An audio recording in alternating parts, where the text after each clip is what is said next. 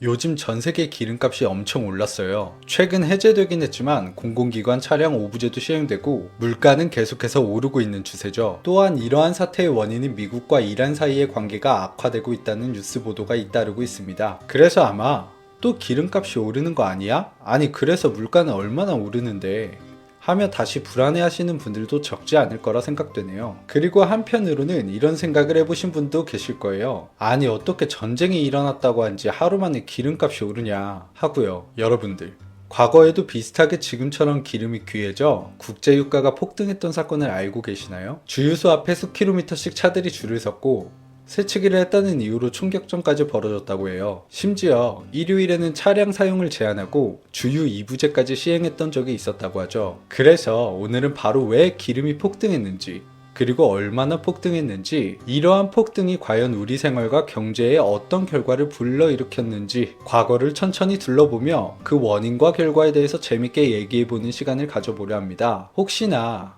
그래서 그때 얼마나 올랐는데 결과만 궁금하신 분들은 뒤로 가셔서 꼭 확인하고 가세요. 그럼 바로 1, 2차 오일 쇼크 사건 시작해 보겠습니다. 사실 석유는 불과 몇십 년 전만 해도 지금처럼 귀한 자원은 아니었습니다. 1960년대까지만 해도 석유 한 배럴의 가격은 단돈 1달러 80센트 수준에 불과했어요. 그래서 당시 미국과 같은 서구 선진국들은 이처럼 저렴한 석유를 무지막지하게 끌어다가 경제 성장을 이뤄냈습니다. 이 석유가 얼마나 중요하냐면요. 지금 여러분들이 사용하시는 대부분의 물건들은 석유가 없으면 생산조차 불가능해요. 석유하면 일단 자동차 연료 정도로 생각하시는 분들이 많을 텐데 플라스틱, 합성석유, 합성고무의 주재료로 사용되는 게 바로 석유를 정지하면서 생산되는 나프타라는 원료고요. 전기 생산량에서 가장 많은 비중을 차지했던 화력발전소 역시 이 석유를 기반으로 가동되던 시절도 있었습니다. 그리고 여러분들이 잘 알고 계시듯 필수 교통수단인 자동차의 연료로 사용되죠. 그래서 이렇게 버릴 게 하나 없는 석유를 가지고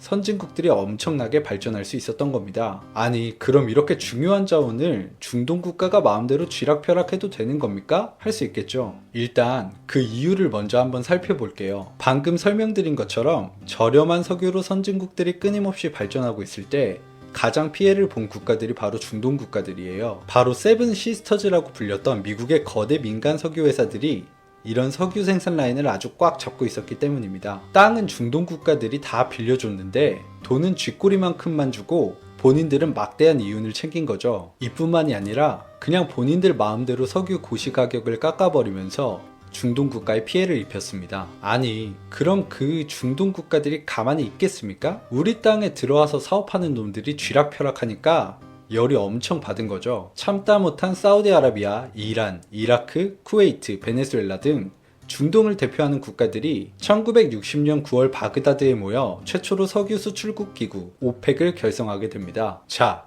이렇게 중동 국가들이 석유 수출을 주도적으로 할 수 있는 수단이 마련된 거죠. 그냥 수출을 안 해버릴 수 있는 명분이 있는 겁니다. 그러면 이번 영상의 진짜 주제인 오일 쇼크가 벌어진 이야기로 돌아가 보도록 하겠습니다. 이 오일 쇼크가 일어난 원인은 수차례 중동에서 반복된 전쟁 중에 네 번째로 일어난 전쟁 때문입니다. 1973년 10월 6일 유대인들의 가장 신성한 명절 중에 하나인 속죄의 날 욤 키푸르 아침에 이집트와 시리아군이 이스라엘을 침공하는 사건이 벌어집니다. 갑자기 가만히 있던 이스라엘을 공격한 건 아니고요. 3차 중동 전쟁에서 대패한 아랍연합군들은 아주 자존심이 제대로 구겨진 경험을 했죠. 그리고 그때 이스라엘은 이집트로부터 시나이 반도를, 시리아로부터는 골란 고원을 영토로 빼앗아 왔습니다. 그래서 당시 새로 부임한 이집트의 대통령인 안와르 사다트는 아니 우리 땅 그냥 돌려주면 안 될까? 원래 우리 땅이잖아 라며 이스라엘에게 제안했지만 당시 전쟁을 크게 이겼던 이스라엘은 들은 채도 하지 않았죠. 그래서 이집트하고 시리아가 4차 중동 전쟁을 일으킨 거예요. 초반 기습에 성공한 아랍연합군이 승기를 잡기 직전 미국이 이스라엘에 엄청난 물량의 무기를 지원하면서 이스라엘이 전세를 완전히 역전시켜버렸습니다. 그러니까 아랍 입장에서는 너무 열이 받는 거예요. 어떻게 미국한테 복수할 방법이 없을까 하다가 생각난 게 바로 석유 무기화였던 거죠. 이렇게 중동 국가들은 이스라엘을 적극적으로 도왔던 국가들의 석유 공급량을 매달 5%씩 줄이기 시작했고, 특히 미국과 네덜란드 같은 나라에는 석유 공급을 중단해버리게 됩니다. 이 내용이 발표되자마자 한 배럴에 3달러 29센트였던 국제유가는 단 몇 달 만에 11달러까지 오르게 되죠. 대한민국도 이 여파를 피해갈 수 없었습니다. 1973년 한 해 동안 우리나라의 소비자 물가 상승률은 무려 24.8%나 치솟았고, 무역 적자는 10억 달러를 돌파하며 경제가 완전히 무너지기 시작했습니다. 정부는 에너지를 아끼기 위해 통행 금지를 더 엄격하게 단속했고, 전국 주유소의 영업시간을 대폭 제한하는 조치까지 취했죠. 이뿐만이 아니라 전 세계 경제에도 엄청난 영향력을 끼쳤는데요. 석유 의존도가 높은 공장들이 가동을 멈추자 물가는 말도 안 되게 치솟기 시작했습니다. 미국의 물가 상승률은 연 12%를 돌파했고, 일부 유럽 국가에서는 무려 20%에서 27%까지 치솟았어요. 이에 따라 물가를 잡기 위해 중앙은행에서는 오일 쇼크 이전 5%였던 금리를 13%까지 올리는 결정을 내렸습니다. 그럼 또 이게 어떤 연결고리가 생기냐면, 물가는 계속 오르는데 안정될 기미는 보이지 않고 이걸 해결은 해야 되니 금리를 올리자 기업들은 죽어나기 시작합니다. 당시 미국 S&P 500 지수는 이때 사건을 계기로 2년 동안 50%가 폭락하게 되죠. 결국에 이런 경제 침체를 두려워했던 서방 국가들은 이스라엘 지지를 철회하면서 1차 오일 쇼크가 마무리되는 듯 했습니다. 하지만 5년 뒤인 1979년에는 더 심각한 일이 벌어졌는데요. 이란 내부에서는 자기들 주머니만 열심히 채우던 친미 세력에게 앙심을 품은 반미 세력들이 증가하면서 내부 혁명이 일어나게 됩니다. 당시 이란은 석유 공급량이 하루에 500에서 600만 배럴씩 생산했던 세계 2위 국가였는데, 내부 혁명이 일어나자 생산이 아예 뚝 끊겨버린 겁니다. 이게 진짜 무서운 게 바로 1차 오일 쇼크로부터 엄청난 피해를 겪었던 국가들이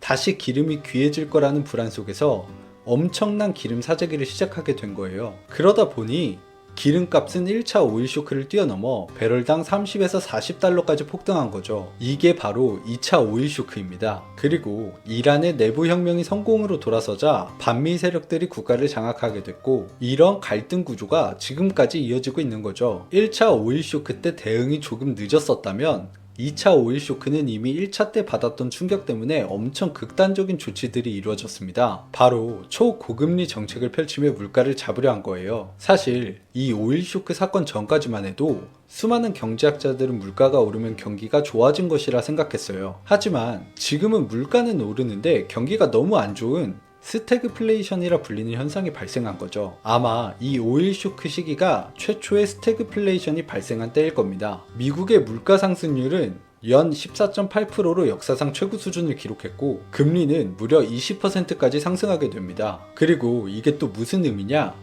은행에만 돈을 넣어놔도 그냥 이자를 15%에서 20% 주겠다는 거예요. 그러니까 사람들이 주식에 투자를 전혀 하지 않는 거죠. 그래서 주식시장에 있는 대규모의 자금이 은행과 채권으로 돌아서게 됩니다. 한국 경제도 마찬가지였어요. 최초로 경제 성장률이 마이너스 1.6%를 기록했고, 물가 상승률은 28.7%라는 말도 안 되는 수치를 기록했죠. 하지만 정말 다행히도 중동 국가들이 석유를 팔아서 번 돈으로 대규모 건설 프로젝트를 진행했는데, 여기에 현대건설 등 대한민국의 대규모 건설사들이 참여하면서 수많은 외화를 벌어 위기를 조금이나마 모면할 수 있었죠. 그리고 이 사건으로 가장 큰 수혜를 입기도 했지만 가장 큰 피해를 입은 국가가 바로 일본입니다. 일본은 이 오일 쇼크 사건으로 인해 엄청난 경제 성장을 이뤄낼 수 있었죠. 하지만 결국 유명한 잃어버린 30년의 늪으로 빠지게 되었지만요. 어떻게 일본이 오일 쇼크에서 살아남았고 또 어떻게 무너졌는지는